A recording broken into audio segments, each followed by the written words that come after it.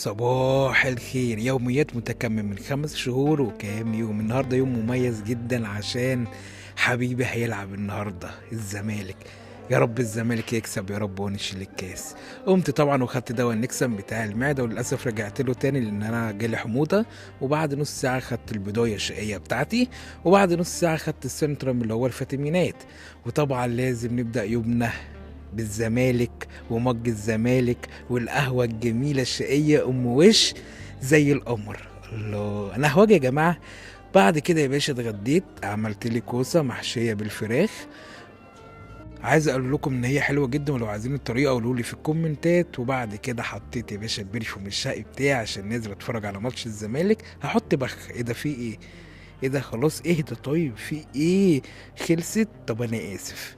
يلا بينا بقى على الطريق. اللي هيعرف انا على كوبري ايه دلوقتي يقول لي في الكومنتات. رايحين وسط البلد عشان نتفرج على ماتش الزمالك مع صحابي. يا رب الزمالك يكسب يا رب. طبعا القمر في الطريق، لازم نصور القمر، ما ينفعش يعني. الى اقرب شارع الى قلبي، شارع شامبليون. رايح اقعد في قهوتي المفضله اللي بقعد عليها دايما في وسط البلد. اهي شايف الجمال، شايف عبق التاريخ، شايف الاسم الكرييتيف الخن.